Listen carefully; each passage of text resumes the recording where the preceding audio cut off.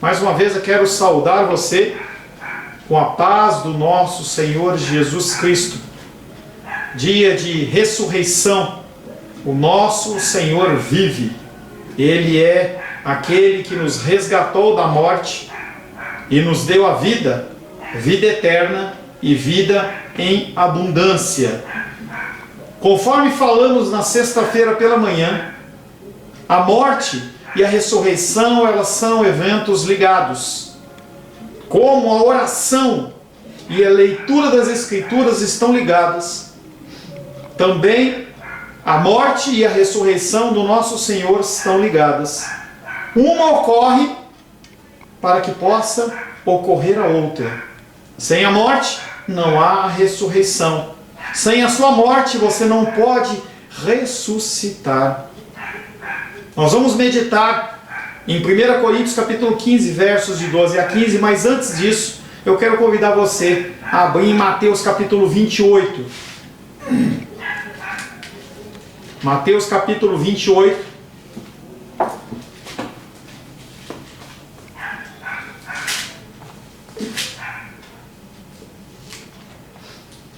Mateus capítulo 28. Nós vamos ler do verso 1 em diante. Mateus capítulo 28, verso 1 em diante. Assim diz a palavra de Deus. No findar do sábado, ao entrar o primeiro dia da semana, Maria Madalena e a outra Maria foram ver o sepulcro. E eis que houve um grande terremoto, porque um anjo do Senhor desceu do céu. Chegou-se, removeu a pedra e assentou-se sobre ela. O seu aspecto era como um relâmpago, e a sua veste alva como a neve. E os guardas tremeram, espavoridos, e ficaram como se estivessem mortos. Mas o anjo, dirigindo-se às mulheres, disse: não temais, porque sei que buscais Jesus, que foi crucificado. Ele não está aqui, ele ressuscitou, como tinha dito. Vinde ver onde ele jazia. E depois depressa, e dizei aos seus discípulos que ele ressuscitou dos mortos, e vai adiante de vós para Galileia, ali o vereis. É como vos digo. Verso 16. Seguiram os 11 discípulos para Galileia, para o monte que Jesus lhes designara. E quando o viram, o adoraram, mas alguns duvidaram. Jesus, aproximando-se, falou-lhes, dizendo: toda a autoridade me foi dada no céu e na terra. Ide, portanto, fazei discípulos de todas as nações, batizando-os em nome do Pai, do Filho e do Espírito Santo, ensinando-nos a guardar todas as coisas que vos tenho ordenado. E eis que estou convosco todos os dias até a consumação do século. 1 Coríntios, que é o texto que nós vamos meditar nesta noite. 1 Coríntios capítulo 15.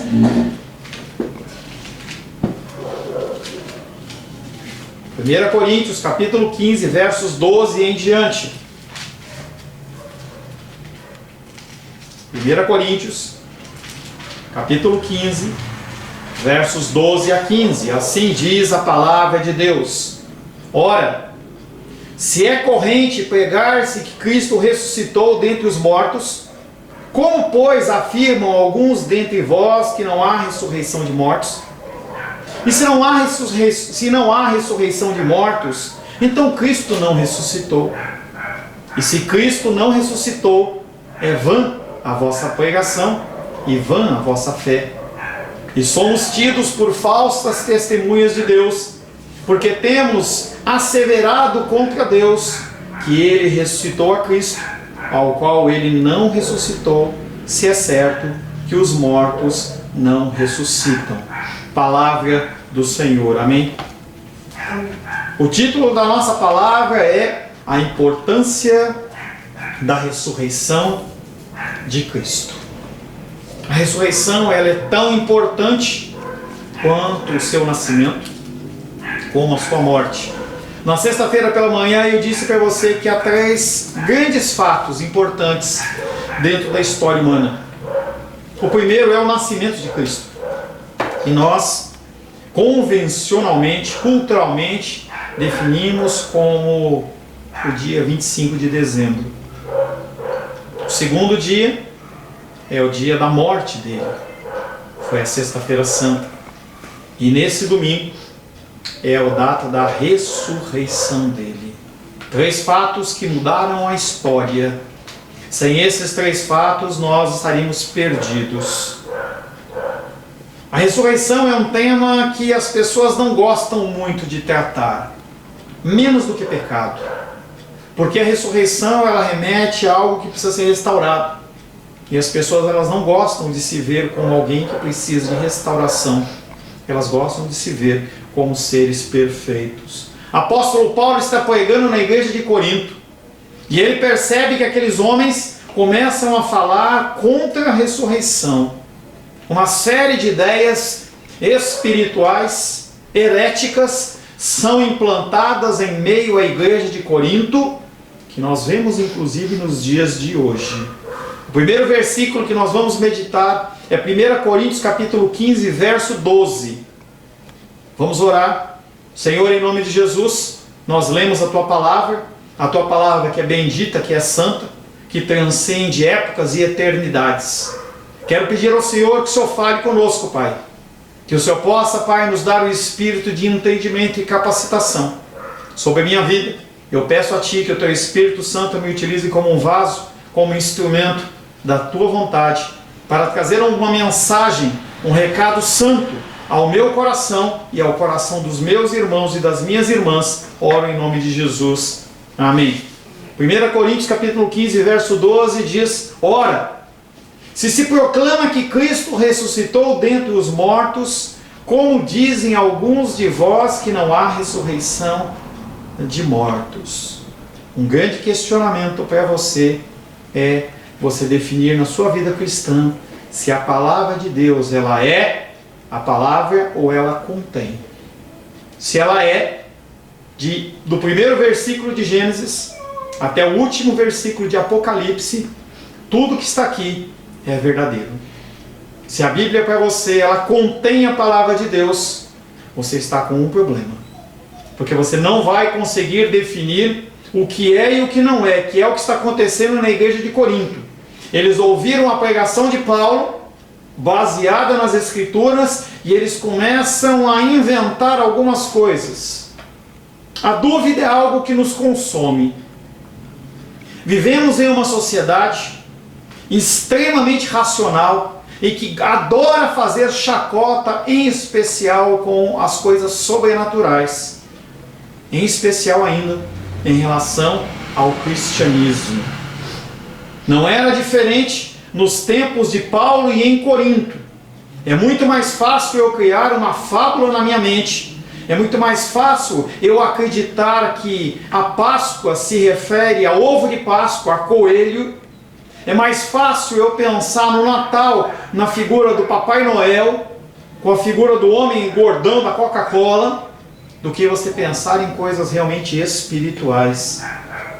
Haviam cristãos na igreja de Corinto que afirmavam não haver ressurreição dos mortos. Para o apóstolo dos gentios, que havia proclamado Jesus e a ressurreição de maneira tão clara, aquilo para ele era um espanto. Algo que acontece também lá na igreja da Galácia, nós estamos vendo pela manhã. E o apóstolo Paulo fala: me espanta ver que vocês se desviaram tão fácil do caminho correto para outros caminhos. É verdade que ele havia pregado bastante. Talvez o cerne da sua mensagem não fosse a ressurreição, mas fosse a pregação de Jesus Cristo e Jesus Cristo crucificado. 1 Coríntios capítulo 2, verso 2 diz: porque eu decidi nada saber entre vós, senão a Jesus Cristo e este crucificado. Ele está falando de uma teologia de sofrimento. Ele não está falando de uma teologia de vitória. Ele não está falando de uma teologia de triunfalismo, mas ele está falando de uma teologia de sofrimento. Contudo, por mais que se tenha enfatizado o significado da cruz, os dois eventos eles são inseparáveis. Morte e ressurreição não são eventos que têm que ser analisados separados, mas juntos. Paulo pregava Jesus crucificado, mas também pregava Jesus ressuscitado. Como algum cristão pode rejeitar a ressurreição dos mortos? O que teria dado motivo para tamanha incredulidade? Afinal de contas, no que aqueles homens criam? Afinal de contas, no que você crê? Qual é a base da sua fé? No que você acredita? Diversas respostas a essa incredulidade podem ser apresentadas. Primeiro, os gregos eles tinham a crença da imortalidade, da alma. E quando o corpo morria, o corpo que para eles era uma coisa suja, que fazia parte deste mundo que é sujo, quando você morria, havia uma libertação da sua alma, era o pensamento corrente na época. A descrença da possibilidade da ressurreição da parte dos saduceus.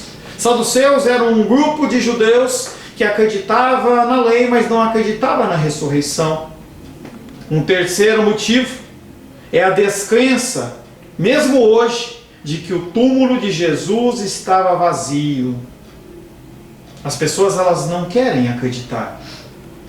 A gente vê como uma grande maioria dos posts na internet, talvez você tenha recebido vários e enviado vários, o túmulo está vazio. Mas o que significa isso? Será que isso realmente tem um significado para você? Você entende a importância da ressurreição? Ou apenas você foi lá na sua galeria de posts ou deu um pesquisar no Google e lançou uma mensagem? É muito fácil você colocar uma mensagem como essa. É mais difícil você expressar o que é a ressurreição. Em especial, o que é a ressurreição para o cristão. Uma quarta resposta é que nós temos, como na época, o ensino da vitória. Um ensino que é atual nos dias de hoje. Tudo está correto. Não há necessidade de ressurreição, não há necessidade de restauração, não há necessidade de mudança. Deus me aceita como eu sou. A teologia do sofrimento ela é desprezada, enquanto a teologia da prosperidade ela atrai aqueles que desejam uma vida confortável e uma consciência limpa. Eu não quero ser acusado. O problema é que esta teologia, que não é da palavra de Deus, ela tem escravizado a muitos. Convencido que essa teologia bíblica, que nunca se encaixa na minha experiência, na minha vida, mas que me força a encaixar a minha vida nela, que traz tristeza àqueles que não conseguem alcançar este patamar, ela deve ser abandonada. É possível que a maioria das pessoas deste mundo se encaixem neste grupo de pessoas. As pessoas elas não querem pensar em ressurreição. Elas querem a abundância da vida delas aqui na terra. E eu não te julgo por isso, porque eu também desejo. Mas nós temos que pensar e entender que há algo além disso. Entenda que aqueles homens eles não rejeitaram a doutrina abertamente nem explicitamente, mas apenas a adaptaram, dizendo que a ressurreição de Cristo foi uma ressurreição espiritual. Quando você adapta as Escrituras para o que você entende, ao que você quer crer, você está em engano. Aqueles homens, eles entendiam que essa ressurreição espiritual é uma ressurreição espiritual que ela se deu no batismo. A palavra de Deus diz, o apóstolo Paulo em Corinto diz, que as coisas velhas se passaram e tudo se fez novo, e muitos dos cristãos eles se prendem a isso para não ter que mudar. Deus já me mudou, eu não preciso fazer mais nada. Para eles, a ressurreição era algo apenas simbólica, e eu tenho que dizer que essa ressurreição não tem nada de simbólica. Não há possibilidade de você ressuscitar nessa terra. A ressurreição dos mortos, ela vai ocorrer num fato muito próximo do juízo de Deus, em que as trombetas vão tocar e você vai, estando morto, você vai ser assunto aos céus para encontrar o Senhor nas nuvens. O cristianismo, ele se preocupa não com a simples imortalidade, como nós vemos filmes. Não é um filme de um deus grego em que as pessoas elas não morrem mais. Essa não é a preocupação da palavra de Deus. A preocupação da palavra de Deus também não é com a sua mera sobrevivência aqui na terra.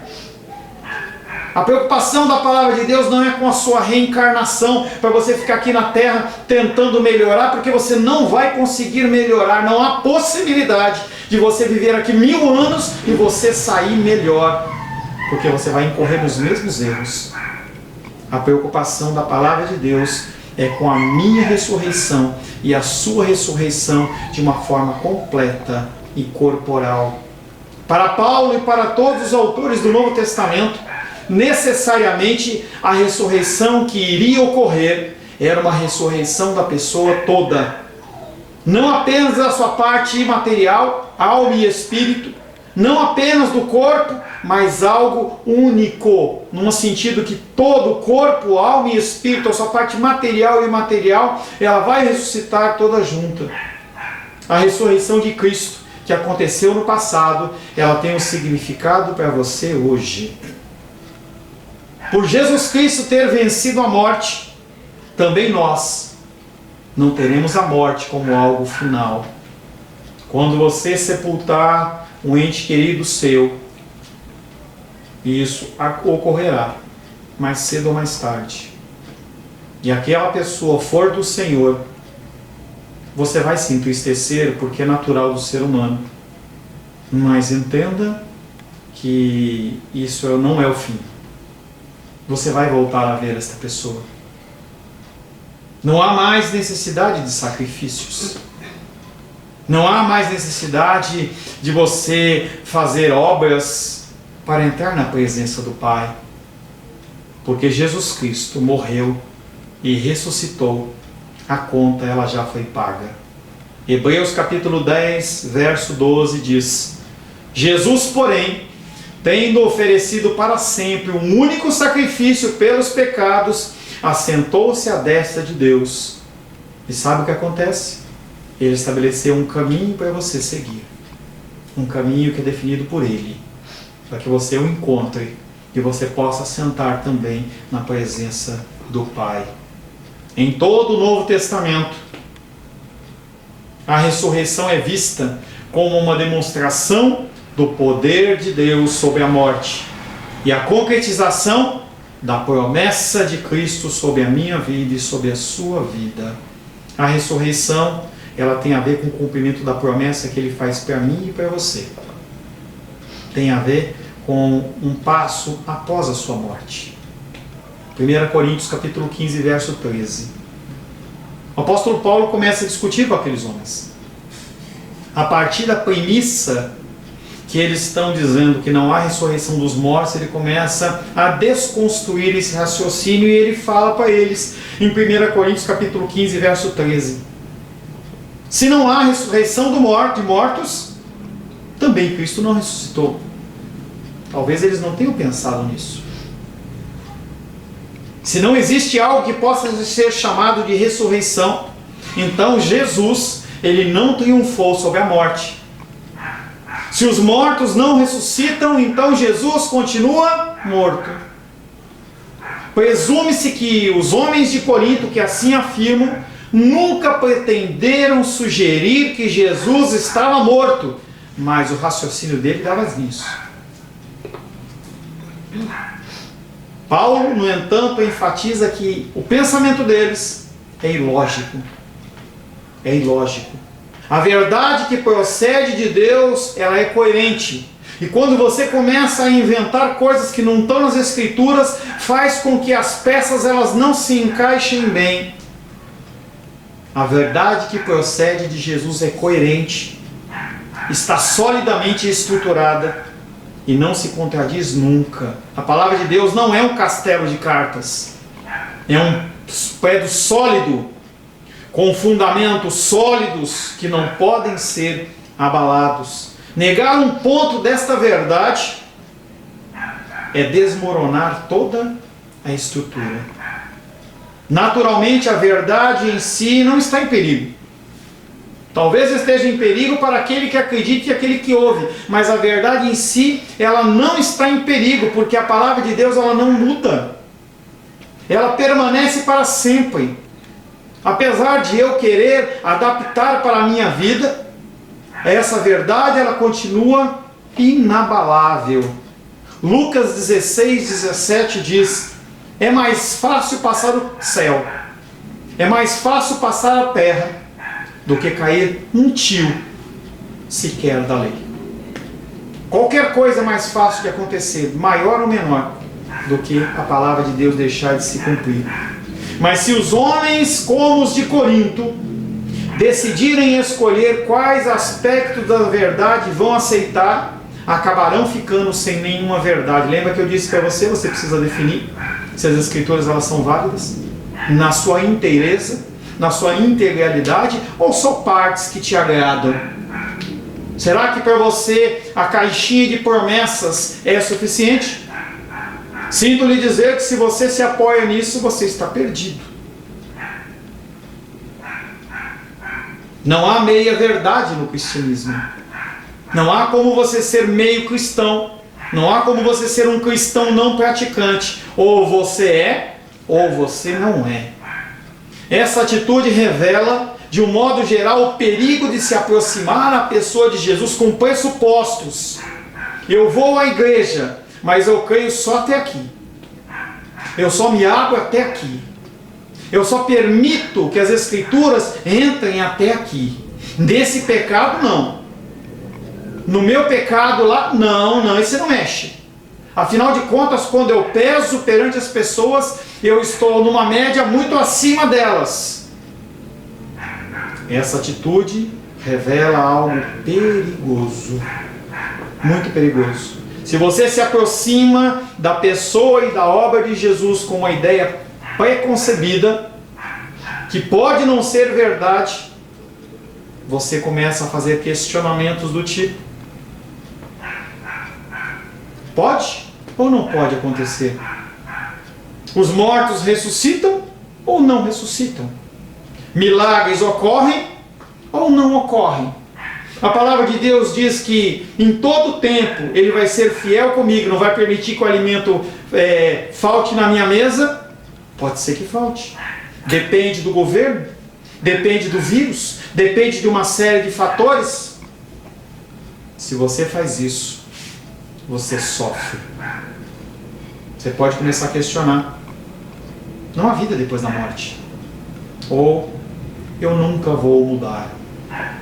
O meu ente querido, esse nunca vai mudar. Já falei e não muda nada.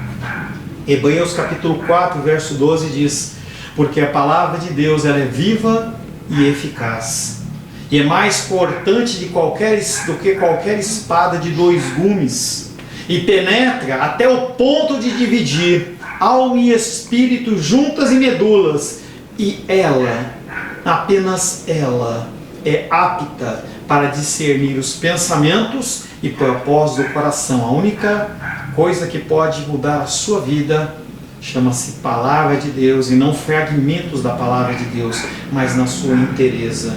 O que Deus determinou na sua palavra, não através de homens. Homens falam: olha, Deus me deu esta palavra, Deus está mandando te dizer, está aqui escrito. Não, mas Deus falou. Desculpa, mas eu não quero ouvir. Eu quero ouvir aquilo que procede da palavra. Os profetas no Antigo Testamento, eles diziam: assim diz o Senhor.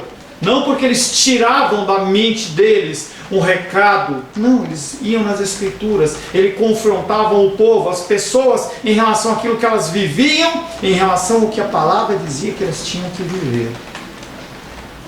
O que Deus determinou na sua palavra vai se cumprir. 1 Coríntios capítulo 15, verso 14. O apóstolo Paulo continua conversando, continua desconstruindo o que ele estava falando, o que aqueles homens acreditavam, e ele fala: e se Cristo não ressuscitou, a nossa pregação ela é vazia, e também a vossa fé. Paulo continua escrevendo uma sentença condicional. Em 1 Coríntios 15:13 ele fala: e se, 15:14, e se, que contrasta o ensino incorreto com a realidade. A palavra de Deus não tem e se. A palavra de Deus ela é uma afirmação concreta que se fundamenta nas Escrituras e que não pode ser abalada. Não tem se. O que o apóstolo Paulo ele não está afirmando, ele está contestando. Ele contrasta o ensino errado de que não há ressurreição com a realidade de que Jesus Cristo ele ressuscitou. Paulo afirma que negar a ressurreição de Cristo é ir contra toda a evidência que estava à disposição da igreja primitiva. Uma evidência que é afirmado nas Escrituras. Centenas de pessoas no tempo do apóstolo Paulo podiam testificar da ressurreição, porque eles haviam visto pessoalmente a Jesus glorificado. A lei dos apóstolos, cerca de 500 pessoas viram o Senhor vivo, e entre a Páscoa e a ressurreição, abre aí 1 Coríntios capítulo 15, verso 6.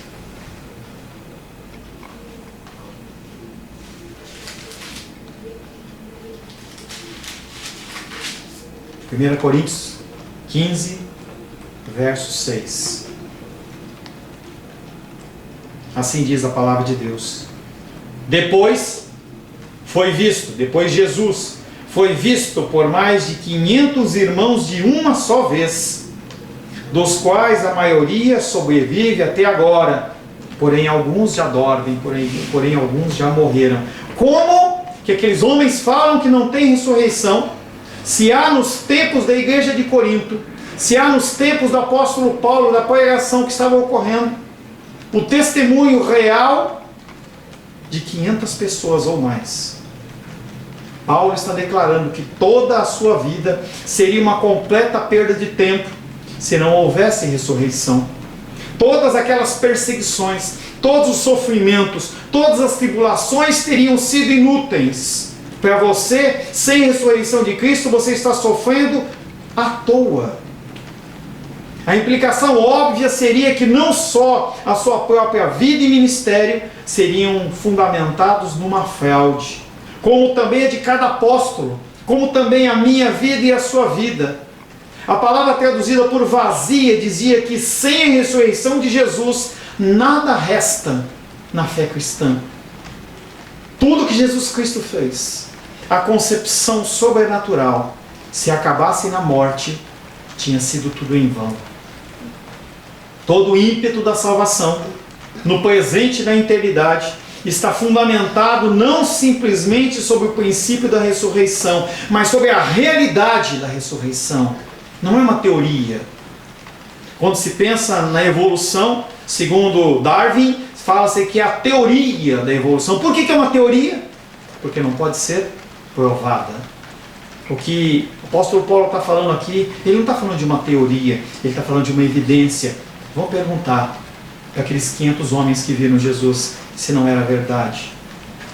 1 Coríntios capítulo 15, verso 1 e 2 diz: irmãos, venho lembrar-vos o evangelho que vos anunciei, o qual recebestes e no qual ainda perseverais, por ele também sois salvos, se retiverdes a palavra tal como vou-la preguei, a menos que tenhais crido em vão.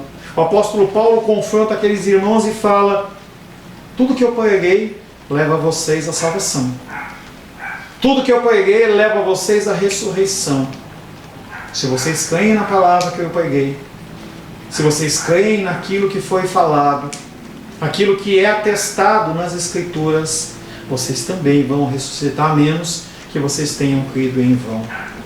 O colapso da base desta pregação resultava no colapso da fé deles. Sem a ressurreição, a sua fé não vale nada. Retirando a ressurreição de Jesus, não há onde colocar a fé. Há somente o cadáver podre de um judeu carpinteiro que se transformou em pregador. Talvez os ossos dele ainda estejam em algum lugar lá em Jerusalém. Aqui, como em outras mensagens, Paulo destaca que a fé nasce quando se olha para a cruz e você não vê nada grudado nela. Você vê uma cruz onde o seu pecado foi pago, onde o sangue foi vertido, mas não tem mais ninguém grudado nela, porque ele ressuscitou. A fé não é criada, mantida ou desenvolvida pelo seu esforço, pela sua dedicação, pelo tempo que você ora, pelo tempo que você lê a palavra.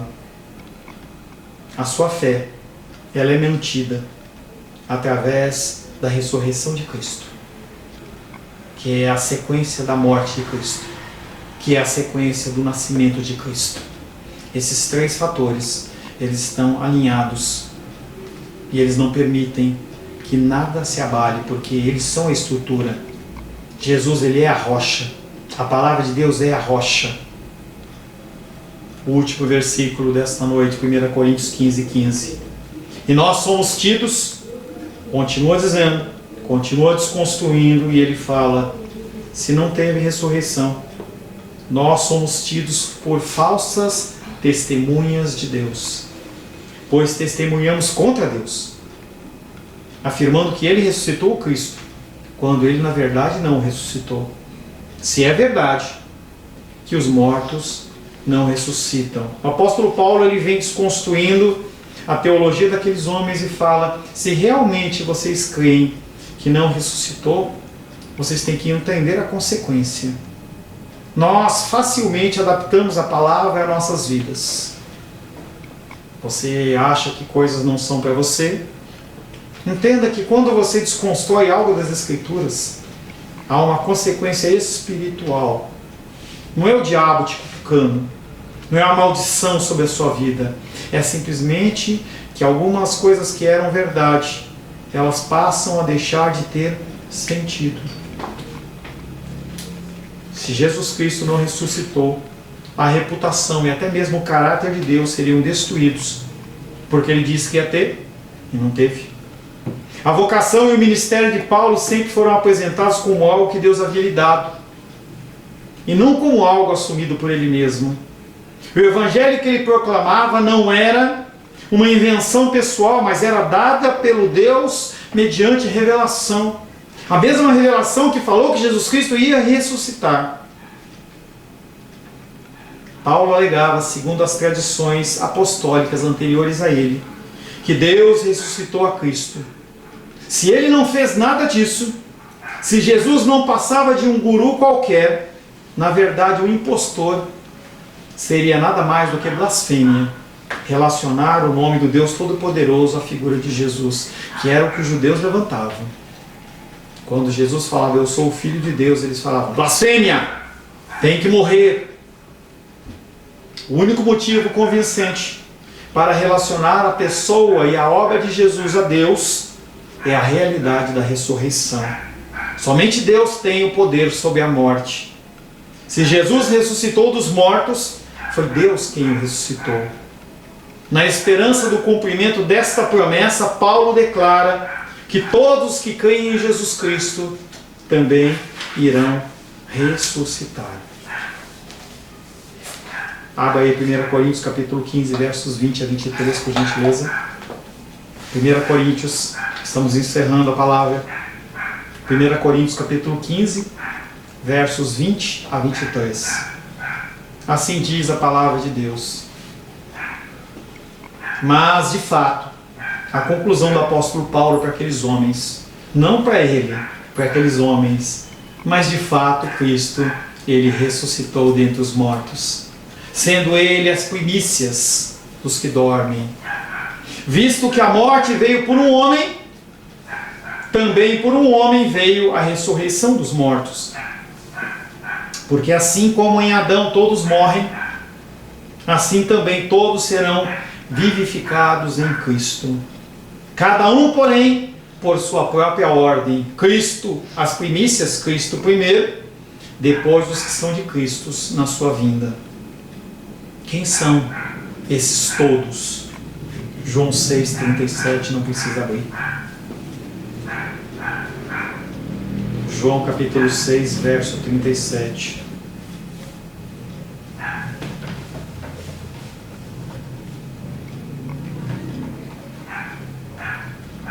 Todo aquele que o Pai me dá, esse virá a mim. E o que vem a mim, de modo nenhum o lançarei fora. Mas de fato Cristo ressuscitou dentre os mortos, sendo ele as primícias dos que dormem. Visto que a morte veio por um homem, também por um homem veio a ressurreição dos mortos. Porque assim como em Adão todos morrem, assim também todos quem? Aqueles que o Pai entregou nas mãos de Cristo. Porque todos serão vivificados em Cristo. Cada um, porém, na sua ordem. Primeiro Cristo, o primeiro a ressuscitar. Mas pastor Paulo, Lázaro ele ressuscitou, mas ele morreu. Aqueles que ressuscitaram, quando o véu se rasgou e os túmulos se abriram, eles morreram. Os apóstolos morreram. A mãe de Jesus morreu. Todos morreram. O único que morreu e ressuscitou e continua vivo chama-se Jesus Cristo. Por causa do Salvador, eu posso esperar, você pode esperar se reunir, primeiramente com Ele, também com aqueles que se foram.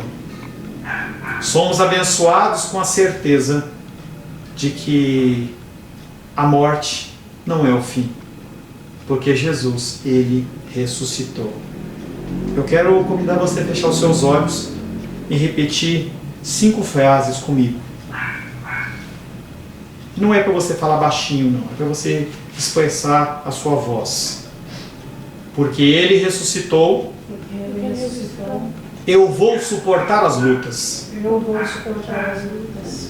Porque Ele ressuscitou, eu vou suportar as dores. Eu vou suportar as dores. Porque Ele ressuscitou, eu vou olhar para a cruz com esperança. Porque Ele ressuscitou, eu vou perseverar até o fim.